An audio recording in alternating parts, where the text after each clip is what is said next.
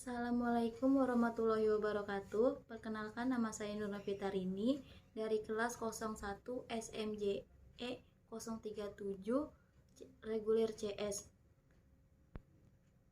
Di sini saya akan menjelaskan prinsip 5C dan 7P dalam penilaian pemberian kredit.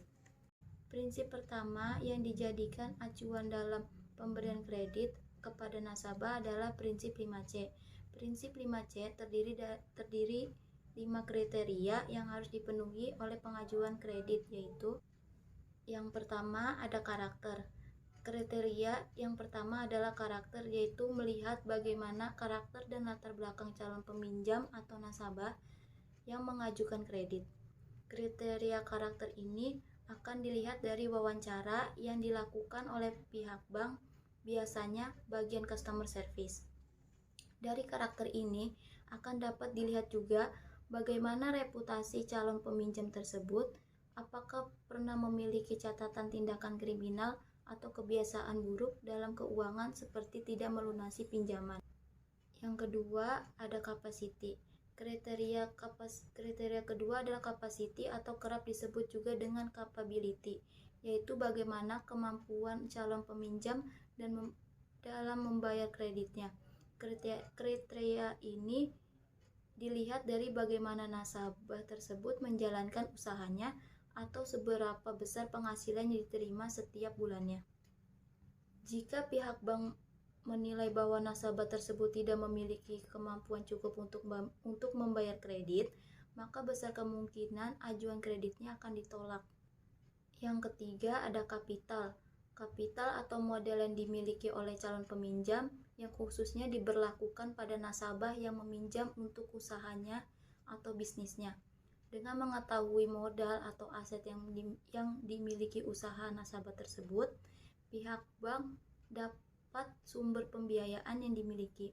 Selain itu, pihak bank juga memiliki bagaimana laporan keuangan dari usaha yang dijalankan nasabah untuk kemudian dijadikan acuan apakah memang layak diberikan kredit atau tidak. Yang keempat ada kolateral atau jaminan yang diberikan pada calon peminjam saat mengajukan kredit kepada bank. Sesuai dengan namanya, jaminan ini akan menjadi penjamin atau pelindung bagi pihak bank jika nantinya nasabah tidak dapat membayar pinjaman yang diambil. Oleh karena itu, idealnya besaran jaminan yang bersifat fisik ataupun non-fisik lebih besar jumlahnya, lebih besar dari kredit yang diberikan. Yang kelima ada condition. Kriteria dari prinsip 5C yang terakhir adalah condition, yaitu kondisi perekonomian baik yang bersifat general atau khusus pada bidang usaha yang dijalankan nasabah. Jika memang kondisi perekonomian sedang tidak baik atau sektor usaha nasabah tidak menjanjikan, biasanya pihak bank akan mempertimbangkan kembali dalam memberikan kredit. Hal ini terkait kembali dengan bagaimana kemampuan nasabah dalam membayar pinjamannya nanti, yang tentu terpengaruhi atas kondisi ekonomi. Prinsip pemberian kredit 7P. Selain prinsip 5C, prinsip lainnya yang digunakan oleh lembaga keuangan dalam memberikan kredit adalah prinsip 7P. Dalam prinsip ini terdapat 7 kriteria yang harus dipenuhi, yaitu yang pertama ada personality, yaitu kepribadian dari calon peminjam yang mengajukan kreditnya. Kriteria ini hampir sama dengan kriteria karakter dari prinsip 5C yang telah dijelaskan di atas, di mana melihat bagaimana keseluruhan kepribadian nasabah mencakup sikap dan perilaku sehari-hari.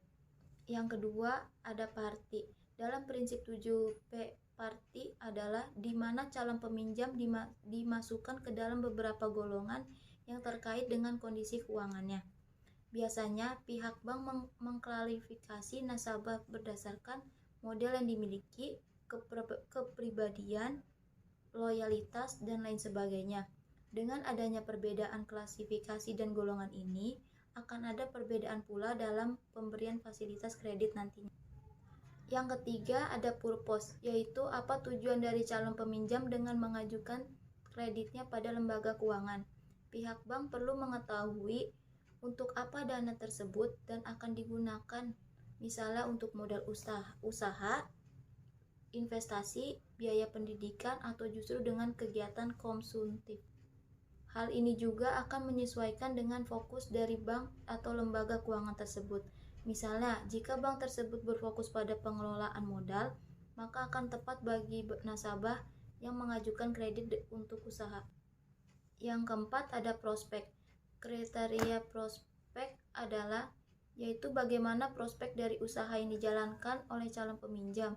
Tentu saja prinsip ini akan berlaku khusus bagi nasabah yang mengajukan pinjaman untuk modal usaha atau bisnis yang dikelolanya. Dengan mengetahui apakah usaha dan bisnis tersebut memiliki prospek ke depan yang bagus atau tidak, maka bank akan memprediksi bagaimana perkiraan kemampuan bayar dari nasabah. Yang kelima, ada payment. Masih berkaitan dengan kriteria sebelumnya, kriteria yang kelima ini bertujuan untuk mengukur bagaimana kemampuan bayar dari calon peminjam. Prinsip payment dilihat dari sumber pendapatan nasabah, kelancaran usaha yang dijalankan, hingga prospek dari usaha tersebut. Dengan begitu, pihak bank atau lembaga keuangan dapat menilai apakah nasabah tersebut memang dapat membayar kreditnya atau tidak. Yang keenam, ada profitability, di mana pihak bank melihat bagaimana kemampuan calon peminjam dalam menghasilkan keuntungan atau laba. Sama seperti beberapa kriteria sebelumnya, kriteria ini lebih dikhususkan pada nasabah yang meminjam untuk keperluan usahanya. Semakin tinggi tingkat profitability dari calon peminjam, maka akan semakin tinggi pula kemungkinan kredit yang diajukan dapat disetujui bank. Dan yang ketujuh, ada protection. Tidak jauh berbeda dengan kriteria kolateral pada prinsip 5C. Kriteria protection ini juga mengacu pada jaminan yang dapat diberikan oleh calon peminjam. Selain jaminan berupa barang seperti aset rumah atau perusahaan, protection ini juga dapat berupa jaminan asuransi yang dimiliki oleh nasabah. Demikian prinsip 5C dan 7P yang biasa diterapkan oleh lembaga keuangan, terutama dalam memberikan kredit pada nasabah. Kriteria dalam semua prinsip itu diperhatikan bukan saja oleh pemberi kredit, namun juga nasabah yang mengajukan kreditnya supaya dapat terpenuhi semua kriterianya. Dengan begitu, kredit yang diajukan akan memiliki kemungkinan yang lebih besar untuk disetujui oleh lembaga keuangan. Sekian penjelasan mengenai prinsip 5C dan 7P. Semoga bermanfaat. Wassalamualaikum warahmatullahi wabarakatuh.